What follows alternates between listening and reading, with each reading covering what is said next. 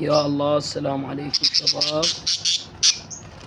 شلونكم شباب؟ شلون الصحة شباب؟ اليوم عندي زوج انجليزيات، بس المستوى ما احكي لكم عليه. المستوى خط اول. زين، طيرة وفحل، لان المستوى كلش عالي. انجليزيات لنا بالخانة، طيور خانة هن مرتبات ومنتجات الطيور. زين، طيرة وهذا الفحل انا رايتهم ب80,000.